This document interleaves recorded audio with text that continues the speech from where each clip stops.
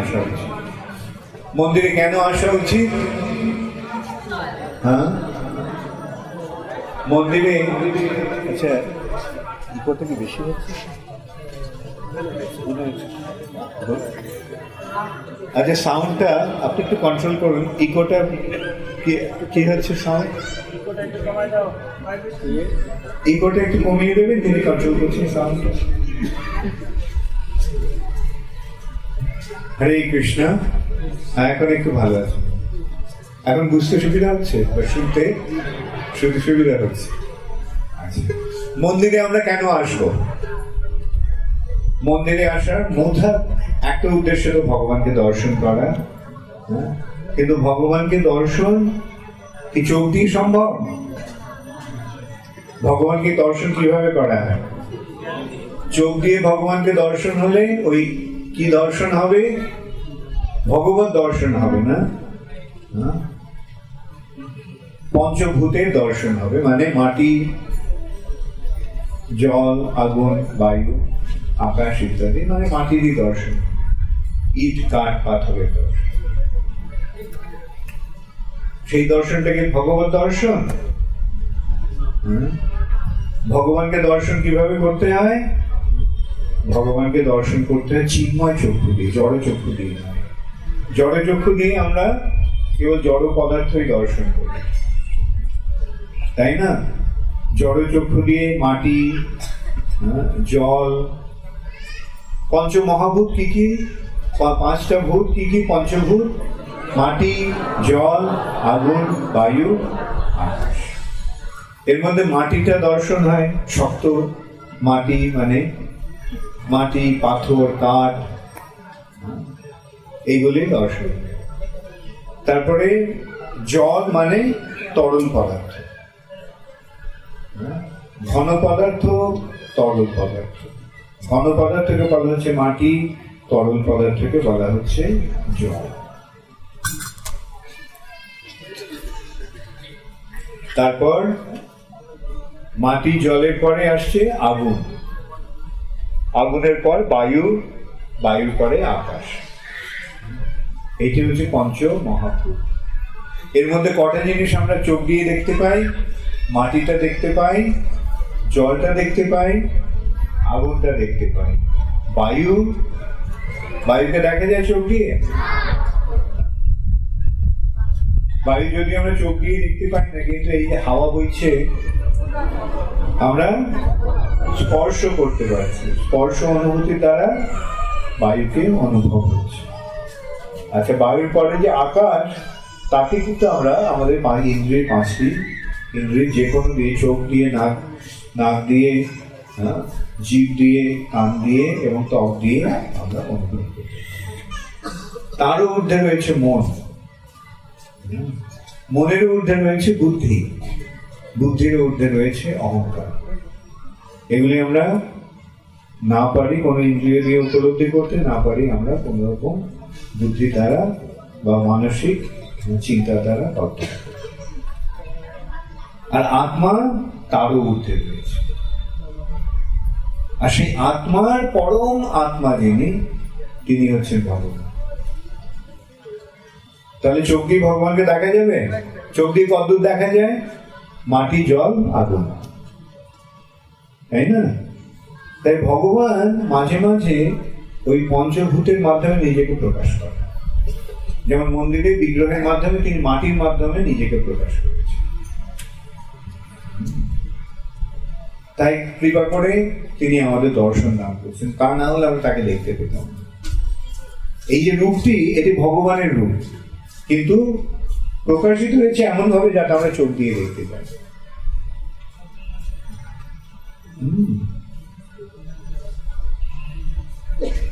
এখন এই যে এইভাবে ভগবান আমাদের কৃপা করেছে, কিন্তু এই যে কৃপা, ভগবানের কৃপাটা কিভাবে উপলব্ধি করা যায়? ভগবান যে কৃপা করছেন সেটা কিভাবে বোঝা যায়? ভগবানের কৃপাটা বোঝা যায় ভক্তের মাধ্যমে। কেন? ভক্তরা ভগবানকে জানেন, তাই তারা আমাদের জানিয়ে দেয়। তাই ভগবানকে যদিও মন্দিরে চোখে দর্শন হচ্ছে, কিন্তু প্রকৃতপক্ষে ভগবানকে দর্শন কিভাবে করতে হবে কে জানেন? হাত তুলুন। ভগবানকে প্রভুপাদ কি বলেছেন সেই সম্বন্ধে? ভগবানকে কিভাবে দর্শন করতে হয়? ভগবানকে দর্শন করতে হয় কান দিয়ে, শ্রবণম। তাই প্রথম নিয়তি হচ্ছে শ্রবণ। আর এই যে পন্থা, এই পন্থাটিকে বলা হচ্ছে শ্রৌত পন্থা। শ্রুতি, শ্রুতি মানে কান, আর এই শ্রুতির মাধ্যমে, কানের মাধ্যমে সেই জগতে প্রবেশ করা যায়। এই পথটি দিয়ে ওইখানে প্রবেশ হবে, অন্য কোনো ভাবে হবে না। চোখ দিয়ে হবে না, নাক দিয়ে হবে না, জিভ দিয়ে কিছুটা হতে পারে। কিভাবে? হ্যাঁ, হরিনাম কীর্তন করার মাধ্যমে এবং প্রসাদ সেবার মাধ্যমে। কিন্তু প্রকৃত ভগবত দর্শন হবে আমাদের কানের মাধ্যমে। আপনারা জানেন বেদকে কি বলা হয়? বেদকে বলা হয় শ্রুতি। শ্রুতি মানে শ্রবণেন্দ্রিয়ের দ্বারা সেটি গ্রহণীয়। আর বেদকে, বেদ হচ্ছেন ভগবান স্বয়ং। বেদৈশ্চ সর্বই অহমেব বেদ। আর এই যে বেদের সারাটি সার, সেই বেদের সারাটি সার হচ্ছে শ্রীমদ্ ভাগবত। শ্রীমদ্ ভাগবত হচ্ছে ভগবানের রূপ। ভগবানের যে শরীরের 12টি অঙ্গ রয়েছে, শ্রীমদ্ ভাগবতের 12টি স্কন্ধ তারই প্রতীক। ভগবানের পা দুটি হচ্ছে প্রথম এবং দ্বিতীয় স্কন্ধ। তৃতীয় এবং চতুর্থ স্কন্ধ হচ্ছে ভগবানের জঙ্ঘা। পঞ্চম স্কন্ধ উদর, পেট। ষষ্ঠ স্কন্ধ বক্ষ। সপ্তম এবং অষ্টম স্কন্ধ ভগবানের বাহু উদ্দয়। নবম স্কন্ধ কণ্ঠ। দশম স্কন্ধ ভগবানের হাস্যোজ্জ্বল মুখমণ্ডল। একাদশ স্কন্ধ ভগবানের কপাল। দ্বাদশ স্কন্ধ ভগবানের মস্তক। তাহলে ভগবানের পূর্ণ প্রকাশ ভগবান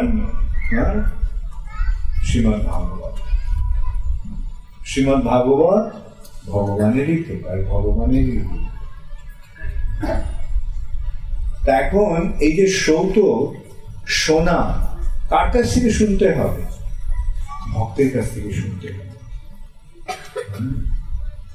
কেননা ভক্তা মাম অভিজানাতি, ভক্ত আমাকে জানে। ভগবান নিজে বলছে ভক্তির দ্বারা আমাকে জানা যায়, তাই ভক্তই কেবল আমাকে জানে। ভক্ত সিমে শাখা শাখা চেতি। যেহেতু তুমি আমার ভক্ত এবং যেহেতু তুমি আমার সখা, তাই আমি তোমাকে এই দিব্য জ্ঞান দান করব। রহস্যম কি এতদুত্তম, এই যে অতি নিগূঢ় রহস্যটি, সেটি আমি তোমার কাছে উন্মোচন করব। এইভাবে ভগবান বারবার আমাদের বুঝিয়ে গেছেন তাকে দর্শন, তাকে জানা কিভাবে সম্ভব? ভক্তের মাধ্যমে তাকে জানা যায়। আর ভক্তকে, যে কৃষ্ণ তত্ত্ববেত্তা, যিনি শ্রীকৃষ্ণকে জানেন, তিনি হচ্ছেন, এবং সেই ভক্তই হচ্ছেন বৈষ্ণব, আর সেই বৈষ্ণবই হচ্ছেন গুরু। যিনি বৈষ্ণব নন, যিনি কৃষ্ণ তত্ত্ববেত্তা নন, তিনি কখনো গুরু হতে পারেন। প্রকৃত গুরু হচ্ছেন যিনি কৃষ্ণ তত্ত্ববেত্তা, যিনি কৃষ্ণের কথা সকলকে শোনান, তিনিই গুরু। কিবা বিপ্র কিবা ন্যাসী, সূত্র কেনে নয়, যেই কৃষ্ণ তত্ত্ববেত্তা সেই গুরু। তিনি ব্রাহ্মণ হন, তিনি সন্ন্যাসী হন, তিনি শূদ্র হন, এমনকি তিনি যে চণ্ডালও হন, তাতে কিছু যায় আসে না। যিনি কৃষ্ণকে জানেন, তিনি হচ্ছেন গুরু। সেই জন্য গুরুর কোনো স্ট্যাম্পের দরকার হয় না। এমন নয় যে স্বীকৃতি, হ্যাঁ দীক্ষাগুরুর ইস্কনের মতো সংস্থানে দীক্ষাগুরু হতে হলে একটা স্ট্যাম্পের দরকার আছে। কেন একটা প্রতিষ্ঠান, তো সেই প্রতিষ্ঠানে কতগুলো নিয়ম আছে, সেই নিয়মগুলো মেনে চলতে হবে, তা না হলে সমাজে বিশৃঙ্খলার সৃষ্টি হতে পারে। কিন্তু গুরু যিনি, যিনি প্রকৃত শিক্ষাদাতা, যিনি শিক্ষা দেন, তিনি গুরু। যিনি কৃষ্ণ তত্ত্ববিজ্ঞান দান করেন, তিনি গুরু। তাকে সেই জন্যই কৃষ্ণের থেকে অভিন্ন বলে জানতে হবে। শিক্ষা গুরুকে তো জানি কৃষ্ণেরও স্বরূপ। তাই শিক্ষাটাই বড়। শিক্ষারই মাধ্যমে আমাদের আধ্যাত্মিক প্রগতি হয়। এবং সেই শিক্ষা যিনি দেন, কৃষ্ণ তত্ত্ব জ্ঞান যিনি দান করেন, তিনি হচ্ছেন। এবং তাকে সেই শ্রদ্ধার আসনে রেখে আমাদের এগোতে হবে। তাহলেই আমাদের পারমার্থিক কল্যাণ হবে। আর গুরুদেব এসে কি শিক্ষা দেন? গুরুদেব এসে শিক্ষা দিচ্ছেন কৃষ্ণস্তু ভগবান। গুরুদেব এসে প্রথমে কি শিক্ষা দিচ্ছেন? গুরুদেবের প্রথম শিক্ষা হচ্ছে তুমি তোমার দেহ নও, তুমি আত্মা। এতদিন ধরে তোমরা কি মনে করে এসছিলে? আয়নার সামনে দাঁড়িয়ে আমি কত সুন্দর, তাই না? আর ইসকনের ভক্ত এসে কি শিক্ষা দিল? ওটা তুমি নয়, ওটা তোমার একটা বাইরের খোলস। প্রকৃত যে তুমি, তাকে তুমি আয়নায় দেখতে পাবে না। প্রকৃত যে তুমি, তাকে তুমি দেখতে পাবে কৃষ্ণ ভক্তের আলোকে। অন্ধকার ঘরে থাকলে নিজেকে দেখা যায়, শত আয়না থাকলেও সেই অন্ধকার ঘরে নিজেকে দেখা যায়। তাই অজ্ঞানের অন্ধকারে যখন আমরা আচ্ছন্ন হয়ে আছি, তখন আমরা নিজেকে দেখতে পাবো না। আর সেই ভক্তি, কৃষ্ণ তত্ত্ব জ্ঞানের মাধ্যমে আমরা কিভাবে দেখতে পাবো? কৃষ্ণ সূর্যের আলোকে আমরা নিজেদের দেখতে পাবো। তাই প্রথমে আমাদের নিজেকে দেখবার চেষ্টা করতে হবে না, প্রথমে আমাদের কৃষ্ণকে জানবার চেষ্টা করতে হবে।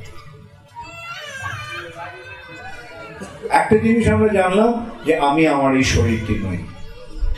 তোমরা কে কে অন্তত এটি স্বীকার করছো যে তোমরা তোমাদের শরীর নয়? হাত তোলো। Very good. যারা সত্যি সত্যি স্বীকার করো, 2 হাত তোলো, বলো হরে কৃষ্ণ হরে কৃষ্ণ কৃষ্ণ কৃষ্ণ হরে হরে হরে রাম হরে রাম রাম রাম হরে হরে।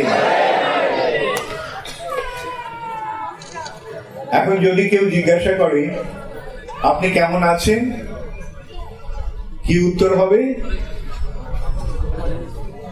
শরীরটা ভালো নেই। হ্যাঁ, সেটা কি সত্যি সত্যি সত্যি উত্তর হবে? আমাদের সত্যিকারের উত্তর কি হবে? আমার আত্মার কি অবস্থা, সেই অনুসারে আমাকে উত্তর। যদি কৃষ্ণ ভক্তির অনুশীলন ভালো মতো হতে থাকে, তাহলে আমরা বলবো হ্যাঁ খুব ভালো আছে। আর শরীরটা ভালো নেই, আমি খুব ভালো আছি। শরীরটা অসুস্থ, শরীরটা নানা রকম দুর্দশায় জড়াগ্রস্ত, কিন্তু আমি খুব ভালো আছি। কেন? কারণ আমার আত্মা কৃষ্ণ চেতনায়।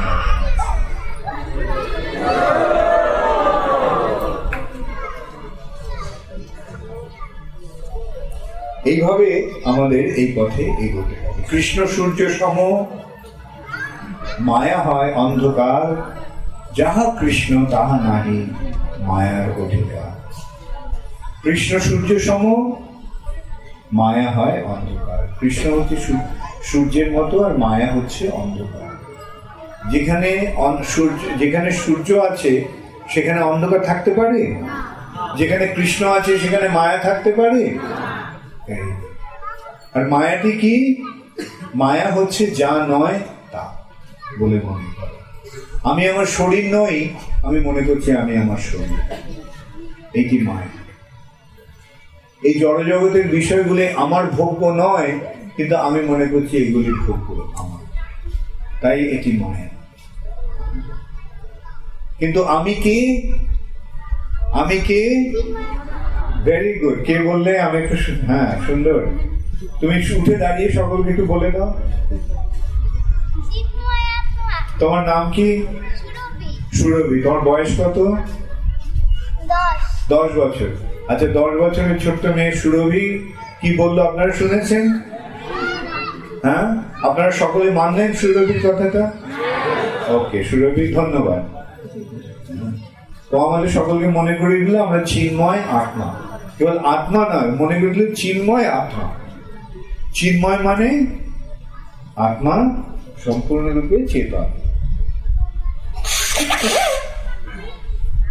এই জগতে সবকিছু চেতন না জড়?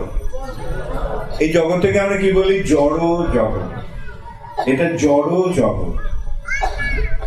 আর এই জড় জগতে চেতন আসলো কিভাবে?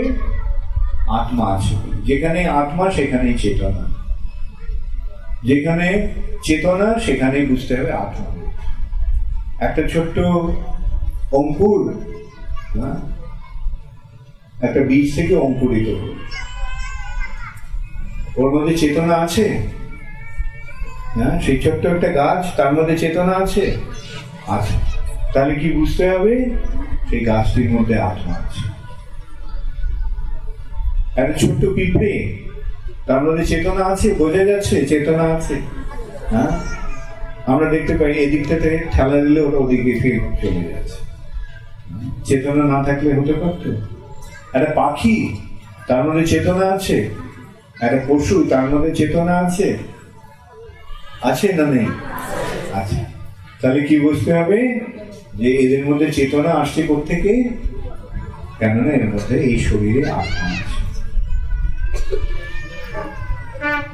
এইভাবে আমাদের বুঝতে হবে এই জড় জগতে যেখানে চেতনা আছে তার প্রকাশ কেবল আত্মার উপস্থিতির ফলে হচ্ছে।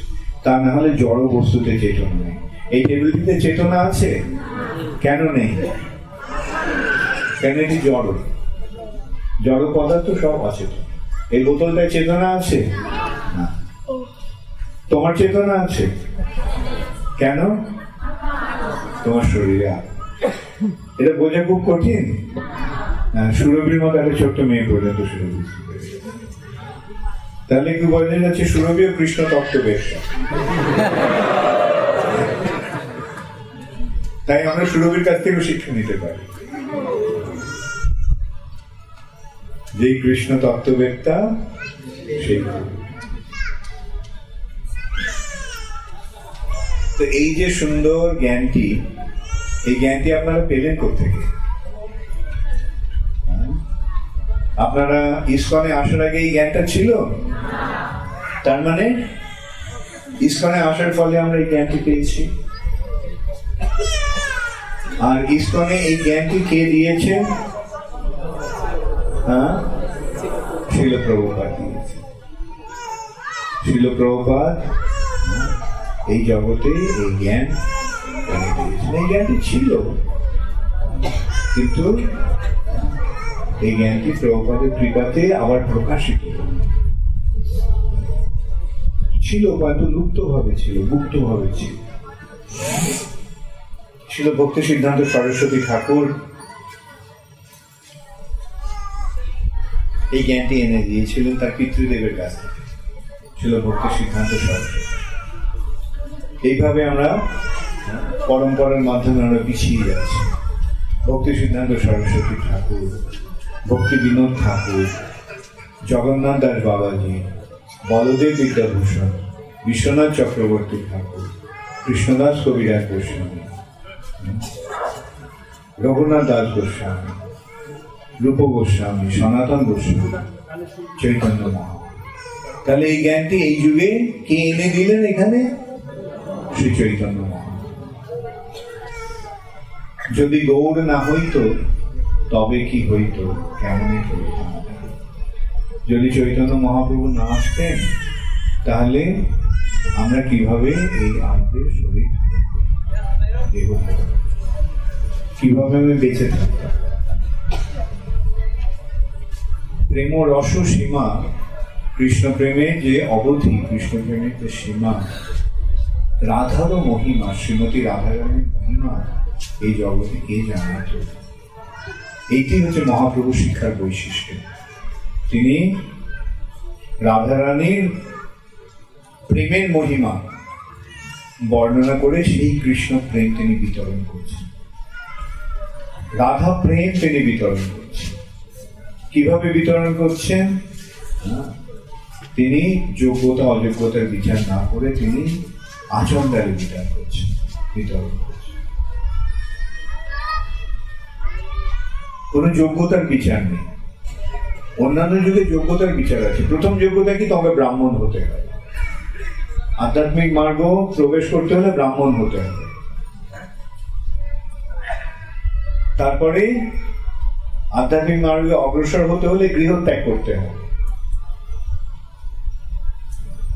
গৃহত্যাগ করে দীর্ঘকাল তপস্যা করতে হবে।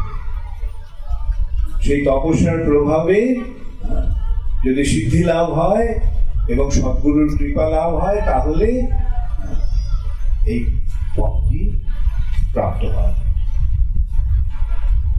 মনুষ্যানাম সহস্রেষু, ভগবান নিজেই কথা বলছেন, মনুষ্যানাম সহস্রেষু। সহস্র মানে হাজার, আর সহস্রেষু মানে বহু বচন, হাজার হাজার মানুষের। মনুষ্যানাম সহস্রেষু কশ্চিৎ কদাচিৎ, কেউ যতটি সিদ্ধয়ে, সিদ্ধি লাভের প্রতি যত্নবান। মনুষ্যানাম সহস্রেষু কশ্চিৎ যততি সিদ্ধয়ে যততামপি সিদ্ধানাম। আর যারা সিদ্ধি লাভ করেছেন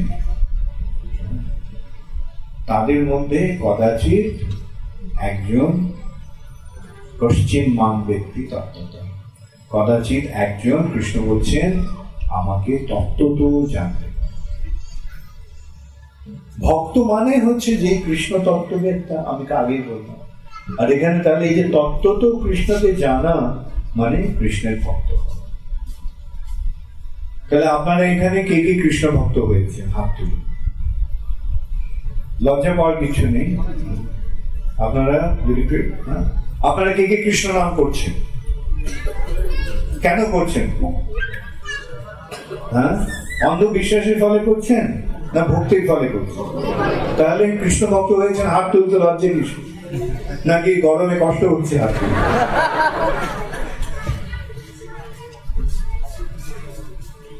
তাহলে আপনাদের স্থিতিটা কোথায় বুঝতে পারলেন? হাজার হাজার মানুষের মধ্যে কদাচিৎ একজন কৃষ্ণ, কদাচিৎ একজন সিদ্ধি লাভের আকাঙ্ক্ষী হয়েছে। হ্যাঁ, সেই হাজার হাজারের মধ্যে মানে কোটি কোটি মানুষের মধ্যে ওই কোটি কোটি মানুষের সিদ্ধি কামীদের মধ্যে একজন সিদ্ধি লাভ করেছে। আর সেই যারা সিদ্ধি লাভ করেছে তাদের হাজার হাজার সিদ্ধি লাভকারীদের মাঝখানে একজন কৃষ্ণ ভক্ত পাওয়া দুষ্কর। মানে একজন কৃষ্ণ ভক্ত হতে হলে সিদ্ধি লাভ করে তারপরে কৃষ্ণ ভক্ত হতে।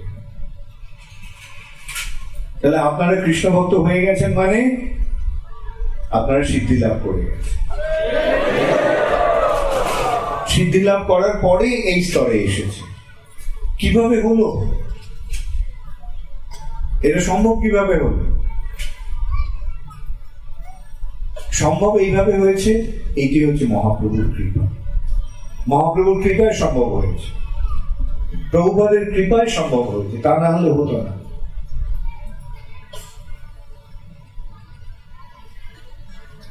কিভাবে সম্ভব হয়েছে? আমি একটা ভিখারি হতে পারি, আমার কাছে একটা পয়সাও নেই, আমি একটু খাবার জোগাড় করার জন্য আমাকে দাঁড়িয়ে দাঁড়িয়ে গিয়ে ভিক্ষা করতে হয়। এখন কোনো কোটি কোটি এসে যদি বলে যে তুমি এসো, আমি তোমাকে 10 কোটি টাকা দিয়ে দিচ্ছি, তাহলে আমি কোটিপতি হয়ে যাব? হ্যাঁ, কেন আমার কাছে তো কোটি কোটি টাকা এসে গেল। সেটা কিভাবে হলো? এক কোটিপতির কৃপায়। কোটিপতি যার লক্ষ লক্ষ কোটি কোটি টাকা আছে, সে কি 2-10 কোটি কাউকে দিতে পারে? পারে? সাধারণত দেয় না, কিন্তু দিতে পারে তো। আচ্ছা, কোটিপতির ব্যাপারটা হয়তো বুঝতে একটু অসুবিধা হতে পারে। কেন কোনো কোটিপতি এভাবে দেয় না? কোন রাজা যার কোষে, রাজকোষে অসংখ্য সম্পদ রয়েছে, অমূল্য সম্পদ রয়েছে, অগণিত সম্পদ রয়েছে। সে রাজা কি বলতে পারে যে কোনোদিন যে আমার রাজ্যে কোনো ভিখারি থাকবে না, সব ভিখারিদের ডেকে আনো, ডেকে আমাদের রাজকোষটা খুলে দাও আর বলো তারা যে যত পারে টাকা নিয়ে চলে যায়? রাজা সেটা করতে পারে? পারে না। কে বলে পারে না? পারে, পারে, ভালো কথা। হ্যাঁ, রাজার ইচ্ছে করলে সে সব কিছু করতে পারে। রাজা, তবে রাজা সাধারণত করে না, সেটা বলতে পারে। কিন্তু রাজার জানো তো, রাজার কেউ বিরুদ্ধাচরণ করতে পারে না। রাজার মন্ত্রী পর্যন্ত রাজার বিরুদ্ধাচরণ করতে পারে না, রাজার সেনাপতি পর্যন্ত রাজার বিরুদ্ধাচরণ করতে পারে না, রাজার পুত্র পর্যন্ত রাজার বিরুদ্ধাচরণ করতে পারে না। এইটাই হচ্ছে নীতি, যে কেউই রাজার বিরুদ্ধাচরণ করতে পারে না। এই যে দুর্যোধন যখন দ্রৌপদীকে নির্যাতন করছিল, তখন কেউ কেন কিছু বলতে পারেনি? তার কারণ হচ্ছে যে দুর্যোধন ছিল রাজা এবং রাজার বিরুদ্ধাচরণ করতে পারছে। তাদের হচ্ছে, যুক্তিটা হচ্ছে এটা কি উচিত না অনিশ্চিত, এবং সেটা যেহেতু তারা বিচার করতে পারলো না উচিত না অনিশ্চিত, এই দ্রৌপদীর যে বস্ত্রহরণ হচ্ছে, তখন তারা সকলে চুপ করে গেছে। যদিও এটা অন্যায়, কিন্তু যেহেতু রাজার বিরুদ্ধাচরণ করলে বিদ্রোহী হয়ে যাবে, সেটা মস্ত বড় অন্যায়। তাই রাজার বিরুদ্ধাচরণ কেউ করতে পারে না।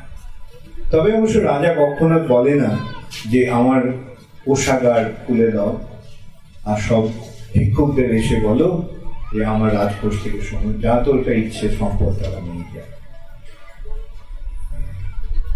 তবে রাজা যদি পাগল হয়ে যায় তাহলে এরকম কিছু একটা করে বসতে পারে, তাই না? এখন রাজার রাজা কৃষ্ণ, তিনি পাগল হয়ে গেছে। সেই রাজার রাজা কৃষ্ণ, কৃষ্ণ প্রেমে পাগল হয়ে গেছে। কেননা তিনি উন্মাদিনী রাধার ভাবটা নিয়ে নিয়েছে। কৃষ্ণ প্রেমে পাগলিনী, কৃষ্ণ প্রেমে উন্মাদিনী শ্রীমতী রাধারানীর ভাব নিয়ে তিনি পাগল হয়ে গেছে। তাই তিনি একটা এরকম একটা আচরণ করে বসেছেন। বলছে আমার যেহেতু সম্পদ সব দিয়ে দাও, দিয়ে দাও। নিজে নিজে যেচে যেচে বিয়ে দিচ্ছে। তিনি তাই কেবল না, তিনি নিত্যানন্দ প্রভুকে বলছেন, হ্যাঁ, তার সবচেয়ে বড় সহকারীকে, যে যাও যাও গিয়ে যেখানে পারো গিয়ে কৃষ্ণ প্রেম বিতরণ করো, যারে দেখো তারে কহো কৃষ্ণ উপদেশ। হ্যাঁ, এই নির্দেশ তিনি নিত্যানন্দ প্রভুকে দিয়েছেন। নিত্যানন্দ প্রভুকে আর হরিদাস ঠাকুর, প্রতি ঘরে ঘর গিয়া করো এই ভিক্ষা। প্রত্যেকের ঘরে ঘরে গিয়ে কি ভিক্ষা করতে হবে? বলো কৃষ্ণ, করো কৃষ্ণ, করো কৃষ্ণ শিক্ষা। ভজ কৃষ্ণ, কহ কৃষ্ণ, করো কৃষ্ণ শিক্ষা। কৃষ্ণ ভক্ত হয়ে এই শিক্ষা দাও। কৃষ্ণ প্রেম অর্জন করো, করে কৃষ্ণ ভক্তি। এই যে রাধা প্রেমে বিভাবিত, যে মহারাজ স্বরূপ, মহাভাব স্বরূপিনী শ্রীমতী রাধারানীর ঘরে আবিষ্ট হয়ে পাগলের মতো। পাগল, এই যে উন্মাদনা দু রকমের হয়। একটা হচ্ছে মস্তিষ্ক বিকৃতির ফলে উন্মাদনা, মাথা খারাপ হয়ে গেলে উন্মাদ হয়ে যায়। আরেকটা কিরকম উন্মাদনা? প্রেম উন্মাদনা, কৃষ্ণ প্রেমের আবেশে উন্মত্ত। যারা কৃষ্ণ প্রেমে এই পায় তাদের পাগল হয়ে যায়, প্রেম উন্মাদনা।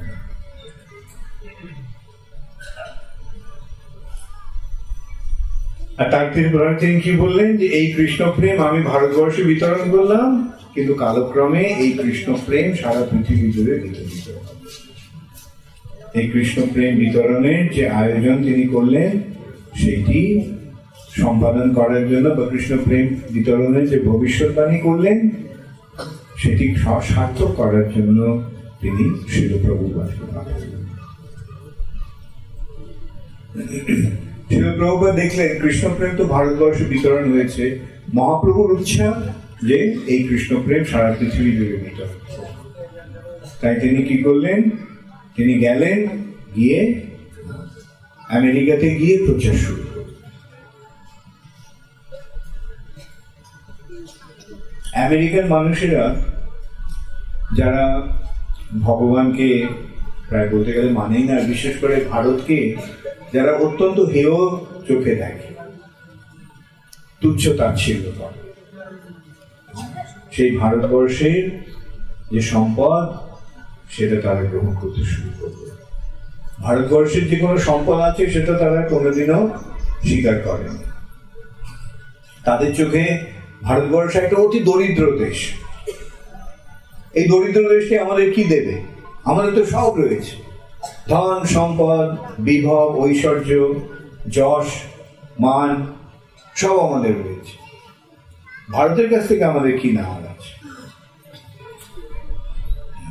শিল প্রভুপাদ ওখানে গেলেন কিভাবে? প্রকৃতপক্ষে কপোর্দকশূন্য ভিক্ষুকের মতো তিনি গেলেন, কিন্তু গিয়ে তিনি দৃপ্তকণ্ঠে কি বললেন, আমি তোমাদের এখানে কিছু নিতে আসিনি, আমি তোমাদের এমন জিনিস দিতে এসেছি যা তোমাদের কাছে ছিল না, যা তোমাদের কাছে নেই। আমি তোমাদের কাছে কিছু নিতে আসিনি, আমি তোমাদের দিতে এসেছি। আর আমেরিকানের ভালো, আরে এটা কি ব্যাপার, আমাদের বলছে যে আমাদের কিছু নেই।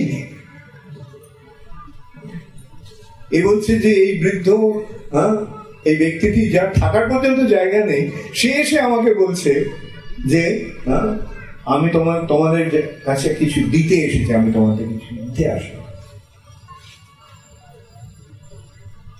এবং তার আচরণের মাধ্যমে তারা দেখলেন যে সত্যি সত্যি তার কাছে তিনি তাদের থেকে কিছু দিতে আসেন। তারা দেখছেন যে হ্যাঁ সত্যি তিনি দিতে এসেছেন। আর প্রকৃতপক্ষে তারাও আমেরিকার অল্প বয়সী ছেলে মেয়েরা তখন খুঁজছিল, তারা খুঁজছিল কি খুঁজছিল? তারা ভালোবাসা খুঁজছিল, তারা জীবনের শান্তি খুঁজছিল, তারা জীবনের প্রকৃত চরিতার্থ তার পন্থা খুঁজছিল, যেটাকে তখন বলা হচ্ছিল কাউন্টার কালচার।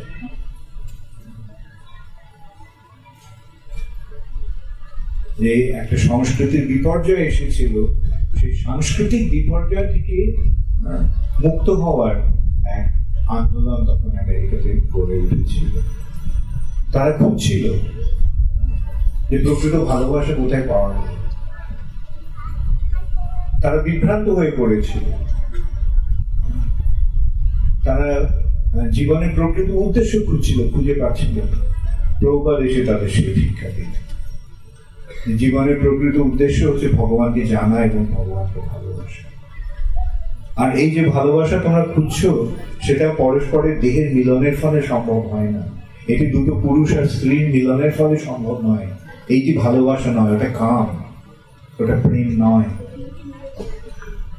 তোমরা যেটা খুঁজছো সেটা কাম নয়, সেটা প্রেম।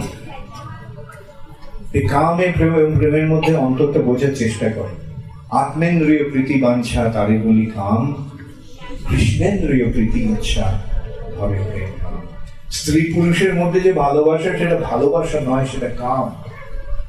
কিন্তু প্রকৃত প্রেম হচ্ছে কৃষ্ণের প্রতি যখন সেই ভালোবাসাটি, হৃদয়ের ভালোবাসাটি অর্পণ হবে। এবং তারা প্রভুপাদ তাদের সেই পন্থাটি প্রদর্শন করতে শিক্ষা দিলেন, শেখালেন তাদের কিভাবে তাদের হৃদয়ের স্বতঃস্ফূর্ত প্রেম ভগবানের প্রতি নিবেদন করতে হয়। এবং তার ফলে তারা এক অপূর্ব আনন্দ আস্বাদন করতে শুরু করল। এবং তখন তাদের কাছে সমস্ত আমেরিকার ঐশ্বর্য, বৈভব সবকিছু তুচ্ছ হয়ে গেল। তারা তখন কি করলো? তারা তখন সব ত্যাগ করে প্রভুপাদের চরণ আশ্রয় দিল। এবং তার ফলে তারা দেখলো তাদের জীবন সার্থক হয়েছে। এবং প্রভুপাদ তাদের নিয়ে তিনি সারা পৃথিবী জুড়ে এক আন্দোলন সৃষ্টি করলেন, কৃষ্ণ ভাবনামৃত আন্দোলন।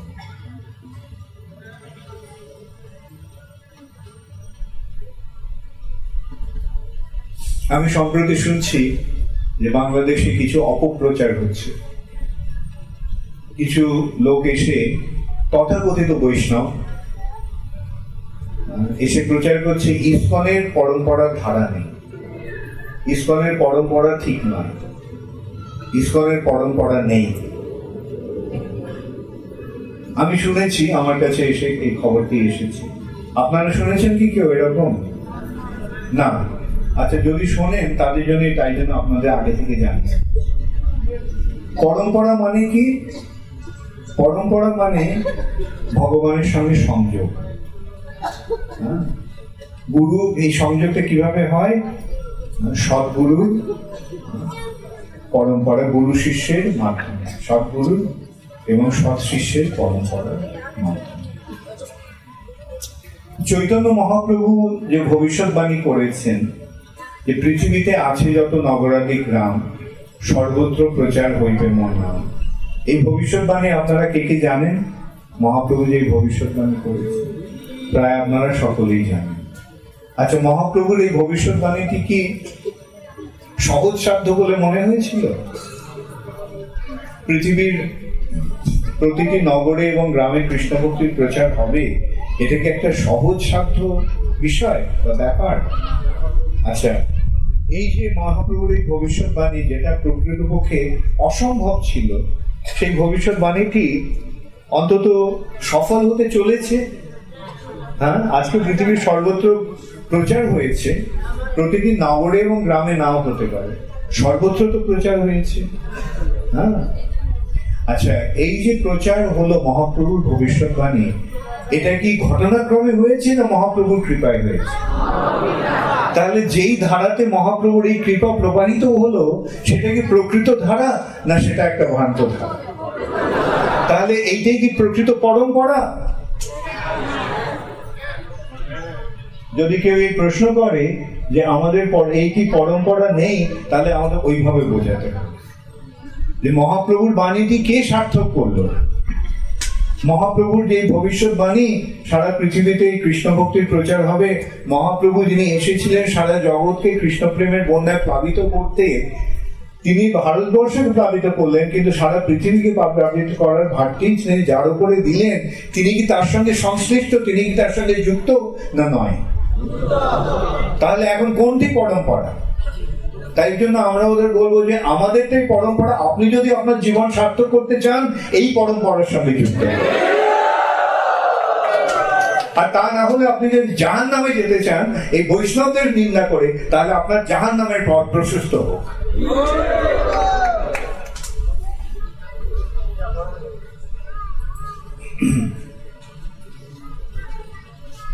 প্রকৃত কৃষ্ণ ভক্তি বিনা নহে তার প্রবর্তন, কৃষ্ণ কৃপা বিনা নহে তার প্রবর্তন, কৃষ্ণ শক্তি বিনা নহে তার প্রবর্তন। এই যে প্রচার, এই প্রচার কৃষ্ণের কৃপাতেই কেবল হয়ে থাকে। যেখানে এই প্রচার হচ্ছে সেখানেই বুঝতে হবে যে কৃষ্ণের কৃপাতে, কৃষ্ণের শক্তিতে আবিষ্ট হয়ে এই প্রচার হচ্ছে। আজকে এই যে বাংলাদেশে কৃষ্ণ ভক্তির প্রচার হচ্ছে, তার পেছনে কে রয়েছে? ওই সমস্ত বাবাজিরা রয়েছে না ইসকন রয়েছে? অতএব ওরা কি কথা বলে সেই কথায় কান দেবেন না, বরং ওদের মুখ দর্শন হলে গঙ্গা স্নান করে গিয়ে তারপরে আবার জপ করতে শুরু করে।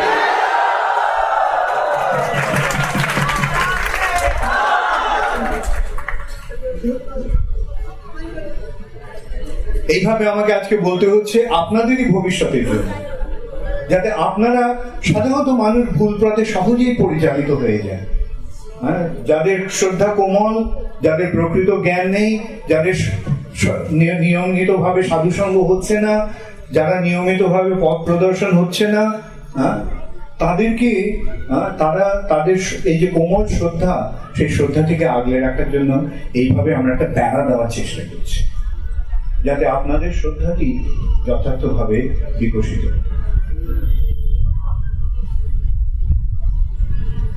মহাপ্রভু চরণাশ্রয় করে ইস্কনের সান্নিধ্যে থেকে শ্রীল প্রভুপাদের চরণের যে সুকোমল আশ্রয় এবং সুদৃঢ় আশ্রয়, সেটিকে অবলম্বন করে আপনারা থাকুন, এটি আমরা কামনা করি। আপনারা সকলে এই ভক্তিপথে অত্যন্ত সুন্দরভাবে অগ্রসর হন, এটাই আমাদের একমাত্র কামনা। অসংখ্য ধন্যবাদ আপনাদের। হরে কৃষ্ণ, গৌর প্রেমানন্দে।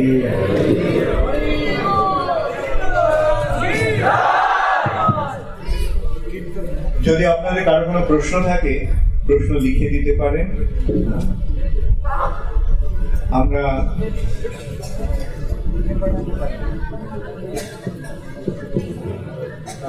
ইতিমধ্যে একটা বৈষ্ণব ভজন গাইব।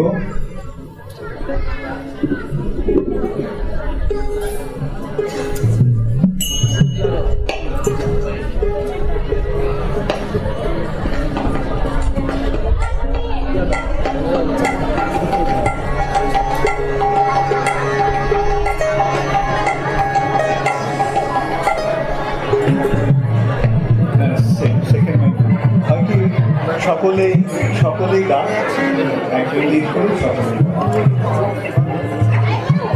আমি যদি শুদ্ধ ভগত চরণ রেণু গানটি গাই, আপনারা সকলে গাইতে পারবেন?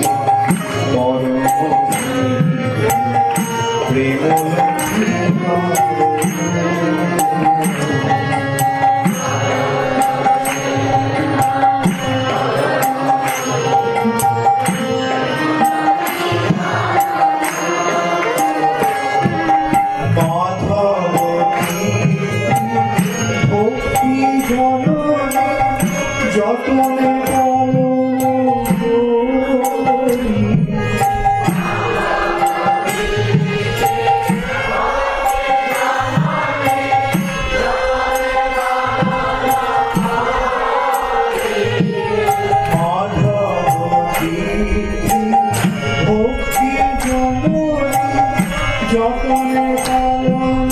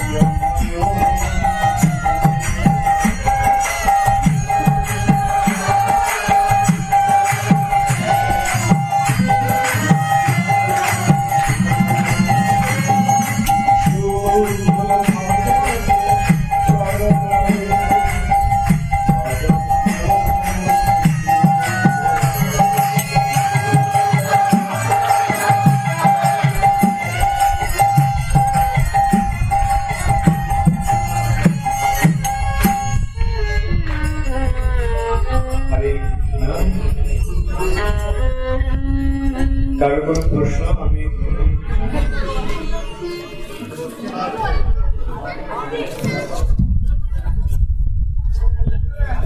অনেক প্রশ্ন এসে গেছে। গৌরাঙ্গ মহাপ্রভু কি কলিতে পুনরায় নব গৌরাঙ্গ রূপে আবির্ভূত হয়েছেন? জগৎবন্ধু কে কি নব গৌরাঙ্গ সম্বোধন করার অপরাধ নয়। যেখানে শাস্ত্রের কোনো উল্লেখ নেই সেটা আমরা গ্রহণ করি না।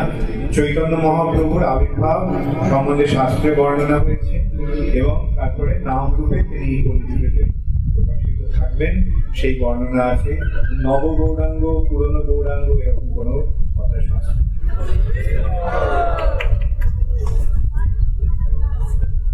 আচ্ছা, হরে কৃষ্ণ মহামন্ত্র, গুরু মন্ত্র, গায়ত্রী মন্ত্র ব্যতীত অন্য কোনো মন্ত্র জপের মাধ্যমে শ্রীকৃষ্ণের নামে যাওয়া সম্ভব?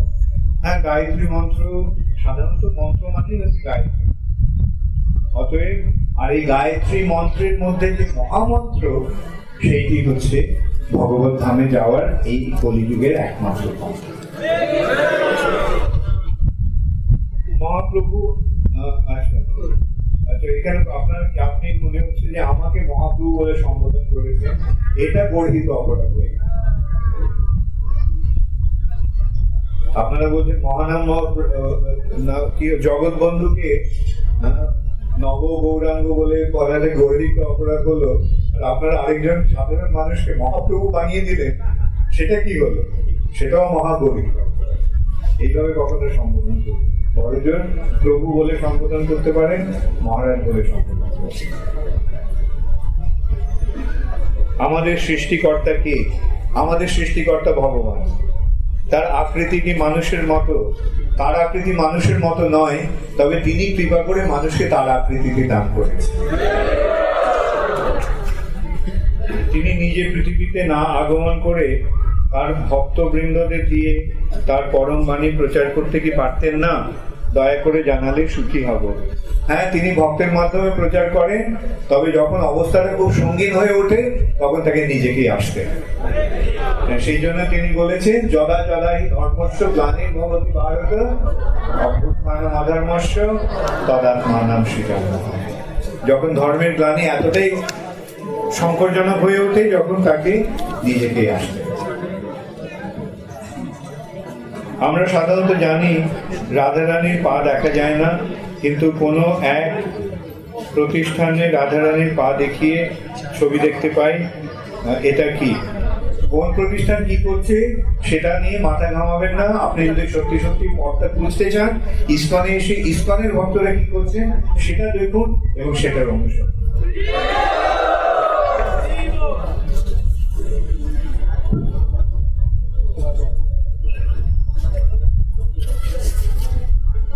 ইসকন গুরুদের মধ্যে পার্থক্য করা কি ঠিক?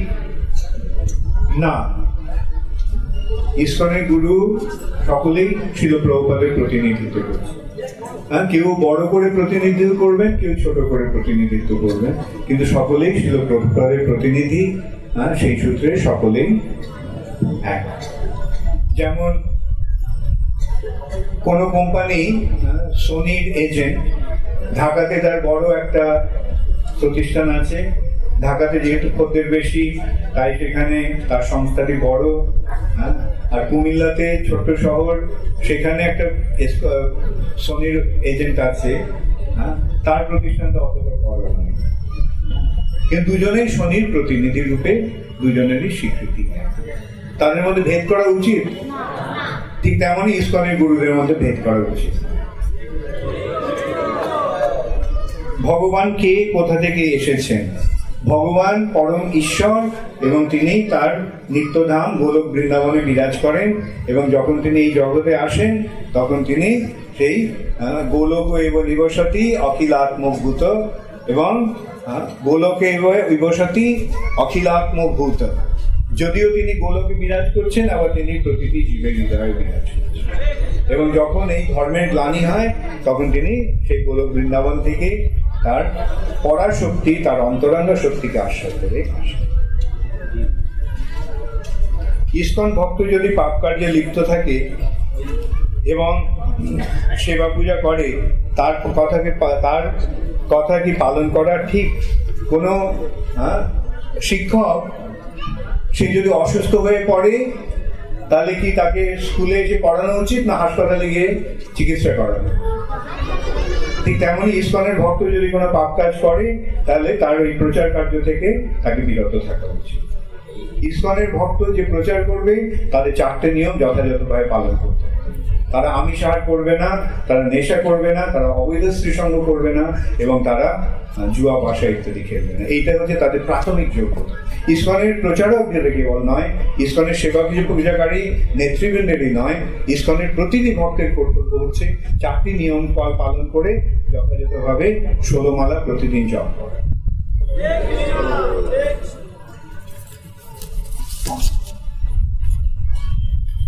বুদ্ধির ঊর্ধ্বে অহংকার, এটা কোন অহংকার? Is it similar word of অহমিকা? হ্যাঁ, অহংকার মানে হচ্ছে যে নিজের মিথ্যা পরিচয়। তার ইংরেজিতে অনুবাদ ছিল প্রভুপাদ করেছেন ফলস ইগো। ফলস মানে মিথ্যা পরিচয়। আমার যে মিথ্যা পরিচয়, আমার প্রকৃত পরিচয় কি? জীবের প্রকৃত পরিচয় কি? জীবের স্বরূপ কি? আর সেই কথা ভুলে আমি যদি মনে করি কৃষ্ণের দাস না হয়ে আমি যদি মনে করি যে আমি মায়ার প্রভু, তাহলে আমার পরিচয়টা কি হচ্ছে? সত্যিকারের পরিচয় না ভ্রান্ত পরিচয়? এইটাই হচ্ছে অহংকার।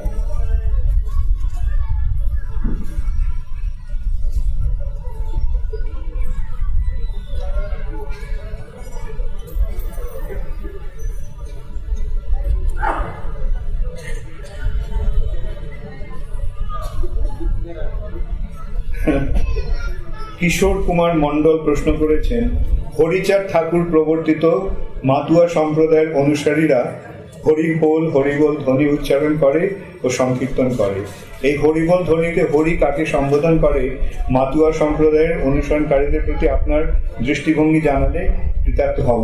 আমি মাতুয়া সম্প্রদায়ের ভুক্ত নই, অতএব মাতুয়া সম্প্রদায়ের কি কার্যকলাপ সেটা আমি জানি না। যদি আপনি জানতে চান মাতুয়া সম্প্রদায়ের কাছে গিয়ে প্রশ্ন করুন।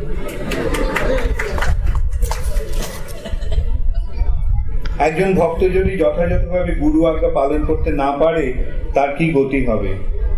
গুরু আজ্ঞা পালন না করার দুটো কারণ থাকতে পারে, একটা নিজের সাধারণ অক্ষমতা আর একটা গুরুর অবজ্ঞা।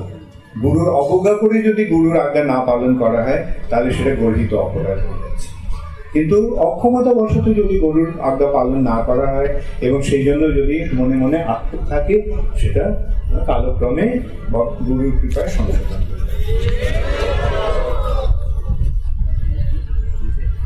নরোত্তম দাস ঠাকুরের গুরুদেব লোকনাথ গোস্বামী কিন্তু ইস্কন গুরু পরম্পরায় নাম নেই কেন? কেননা ইস্কনের গুরু পরম্পরাটা দীক্ষা পরম্পরা নয়, ইস্কনের গুরু পরম্পরাটা হচ্ছে ভাগবত পরম্পরা, এবং সেই ভাগবত পরম্পরার ধারাটি ছিল ভক্তি সিদ্ধান্ত সরস্বতী ঠাকুর দেখিয়ে দিয়েছে। দীক্ষাটা বড় না শিক্ষাটা বড়? আমি ইউনিভার্সিটিতে গিয়ে অ্যাডমিশন নিলাম কিন্তু আমি ক্লাস করলাম না, কোনো কিছু শিখতে গেলাম না, কোনো কাজ হবে ইউনিভার্সিটিতে অ্যাডমিশন নিয়ে? অতএব শিক্ষার মাধ্যমে দীক্ষার প্রকৃত সার্থকতা। লোকনাথ গোস্বামী তিনি কৃপা করে রঘুনাথ দাস গোস্বামীকে নরোত্তম দাস ঠাকুরকে দীক্ষা দিয়েছেন, কিন্তু শিক্ষা তিনি প্রাপ্ত হয়েছিলেন, তিনি শিক্ষা প্রাপ্ত হয়েছিলেন জীব গোস্বামীর কাছ থেকে, এবং সেই ধারাতে তার প্রকৃত শিক্ষাগুরু যে ভক্তি সিদ্ধান্ত সরস্বতী ঠাকুর যেটি চিনেছেন সেটি হচ্ছে রূপ রঘুনাথ, স্বরূপ দামোদর প্রমুখ। স্বরূপ দামোদর, রূপ গোস্বামী, রঘুনাথ দাস গোস্বামী, সেই সূত্রে কৃষ্ণদাস কবিরাজ গোস্বামী। কেন এই কৃষ্ণদাস কবিরাজ গোস্বামীর মাধ্যমেই শ্রী চৈতন্য মহাপ্রভু শিক্ষাটি প্রকৃতপক্ষে রূপান্তরিত হয়েছে। তাই জন্য ভক্তি সিদ্ধান্ত সরস্বতী ঠাকুরের যে ধারা তিনি যেভাবে টেনেছেন ভাগবত পরম্পরা, ওই শিক্ষা মহাপ্রভুর শিক্ষাটি কিভাবে গেছে সেটি তিনি টেনে এনেছেন এইভাবে পরম্পরা।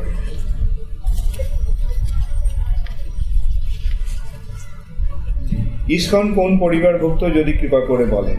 ইস্কন ছিল প্রভুপাদের পরিবারভুক্ত। একটা পরিবারের মস্তকে কে থাকে? পরিবারের মাথায় কে থাকে? পিতা। এই সংস্থার প্রতিষ্ঠাতা আচার্য হচ্ছে শিল প্রভুপাদ। সেই জন্য ইস্কনের পরিবার হচ্ছে শিল প্রভুপাদের পরিবার, আর সেই পরিবার শ্রী চৈতন্য মহাপ্রভুর পরিবারের অংশভুক্ত।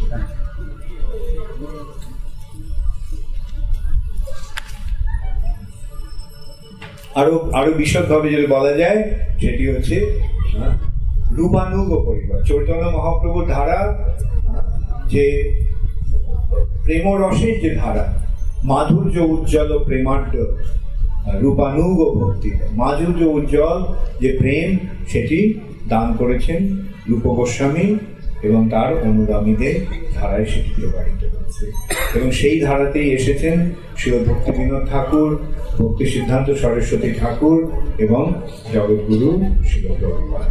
এবং প্রভুপাদ এসে এই সংস্থাটি করে গেছেন, এবং আমরা সেই সংস্থাটি আমাদের পরিবার। তাই এই পরিবারের মধ্যমণি কে? শিল প্রভুপাদ। সুতরাং ইস্কন শিল প্রভুপাদের পরিবার। ভক্তি বিনোদ ঠাকুর একজন গৃহস্থ, তবে তার শিষ্য গৌরদাস গৌরকিশোর দাস বাবাজি মহারাজ হলেন কেন এবং কিভাবে? এই থেকেই বোঝা যাচ্ছে কিবা বিপ্র কিবা ন্যাসী শূদ্র কেনে নয়। যেই কৃষ্ণ তত্ত্ববেত্তা সেই গুরু হয়। যদি গৃহস্থ যদি শুদ্ধ কৃষ্ণ ভক্ত হয় তাহলে হাজার হাজার সন্ন্যাসীরা গিয়ে তার পায়ে পড়ে তার শিষ্যত্ব করে।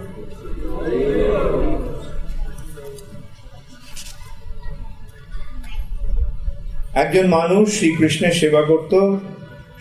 একদিন সে পরিকল্পনা করলো তার এমন একটা চাকরি দরকার যে চাকরি করে পর্যাপ্ত সময় থাকবে এবং কৃষ্ণের সেবা করার প্রচার করা।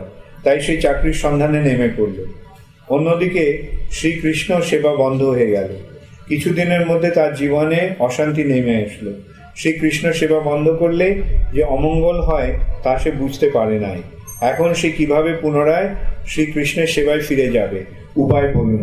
এই ইস্কনে এসে কৃষ্ণ ভক্তের সঙ্গ করতে শুরু করুক, তাহলে তার কৃষ্ণ সেবায় যুক্তির পথটি সুগম হবে। ইস্কন এবং গৌড়ীয় সম্প্রদায়ের বাহিরে যে সকল সম্প্রদায় রয়েছে সবই কি অপসম্প্রদায়? উত্তর দিলে উপকৃত হব না। মহাপ্রভুর ধারায় যে সম্প্রদায় রয়েছে সেই সবকটি সম্প্রদায় বৈধ বা বোনাফাইড। তবে যারা মহাপ্রভুর নাম নিয়ে অপকর্ম করে সেগুলি অপসম্প্রদায়। যে সম্প্রদায় মহাপ্রভুর ধারা পালন করছে, তার মানে যেই সম্প্রদায়ে 4টি নিয়ম পালন হচ্ছে। 4টি নিয়ম কি? আমিষাহার বর্জন, নেশা বর্জন, অবৈধ স্ত্রীসঙ্গ বর্জন এবং জুয়া পাশা ইত্যাদি বর্জন করে নিরন্তর হরিনাম জপ কীর্তন করছে, সেই সম্প্রদায় বৈধ সম্প্রদায়। কিন্তু যেগুলো করছে না সেগুলো অপসম্প্রদায়। কেন? কেন? ধর্মের 4টি পা কি? ধর্মের 4টি স্তম্ভ কি? আমি যদি ধর্মের পথে যেতে চাই তাহলে কি আমি সেই 4টে স্তম্ভকে অটুট রাখতে হবে? অবশ্যই রাখতে হবে। অতএব এই ধর্মের পাগুলি, যে ধর্মের স্তম্ভ যাতে ভেঙে না যায় সেই চেষ্টা আমাকে করতে হবে। ধর্মের স্তম্ভ ভাঙার লক্ষণটি কি? আমিষাহার, নেশা, অবৈধ স্ত্রীসঙ্গ এবং দ্রুতক্রিয়া। আমি ধর্মের স্তম্ভ ভেঙে দিলাম আর ধর্মের পথে এগোবো সম্ভব হবে? তাই আমাকে সর্বপ্রথমে ধর্মের স্তম্ভগুলিকে অটুট রাখতে হবে। তাই এই 4টি নিয়ম পালন করতে। যে সম্প্রদায় করে না সেগুলি অপসম্প্রদায়। এইটি আমাদের বক্তব্য। আমি বলবো না যে কেবল ইস্কন এবং গৌড়ীয় সম্প্রদায় মহাপ্রভুর একমাত্র ধারা।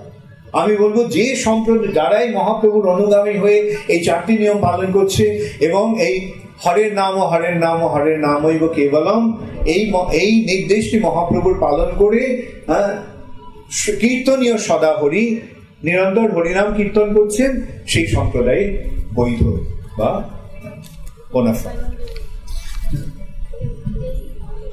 আমাদের অর্থাৎ ইস্কন ভক্তদের তিলকে কি তুলসীপত্র রচনা করা হয়?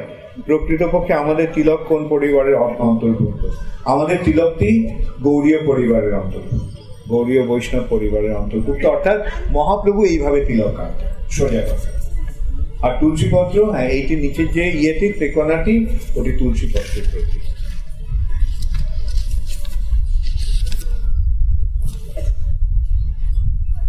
আমার গ্রন্থি আপনার শ্রীচরণে। আমরা জানি ভক্তি সিদ্ধান্ত সরস্বতী ঠাকুর প্রভুপাদের পরে তার সুযোগ্য শিষ্য শিল এসি ভক্তিবেদান্ত স্বামীও প্রভুপাদ বলে সম্বোধিত হয়।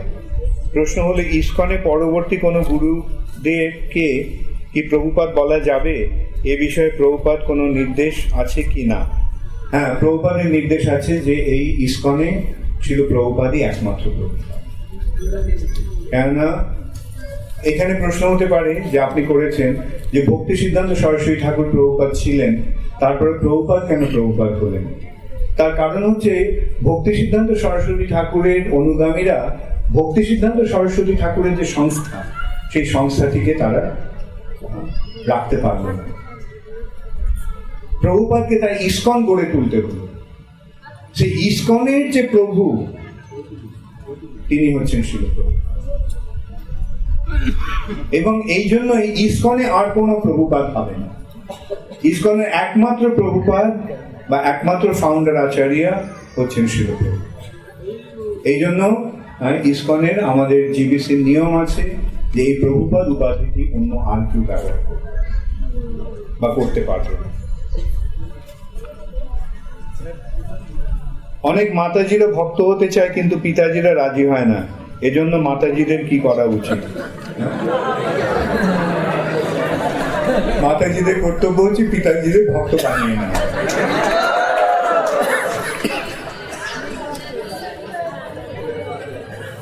সঞ্জীবের প্রশ্ন, 16 নাম 32 অক্ষর কিভাবে হলো? হরে কৃষ্ণ রাম বা নাম কি? আচ্ছা, 16 নাম 32 অক্ষর হচ্ছে 16 নাম হচ্ছে হরে কৃষ্ণ কৃষ্ণ কৃষ্ণ হরে হরে, হরে রাম রাম রাম হরে হরে। কটা নাম হলো গুনেছ? এই সূত্রে এটি 16 নাম। কটা অক্ষর? হরেতে কটা, কৃষ্ণতে কটা? তাহলে হরে কৃষ্ণ কৃষ্ণ কৃষ্ণ হরে হরে, হরে রাম রাম রাম হরে হরে। কটা অক্ষর হলো? 32। ইসকনের অনেক ভক্ত বলে থাকেন যে কাকাতো গুরু বা কাকাতো ভাই, এটা কি বলার ঠিক?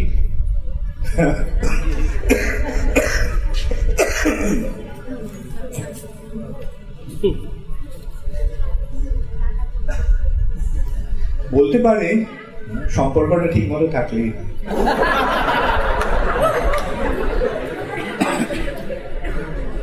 হরে কৃষ্ণ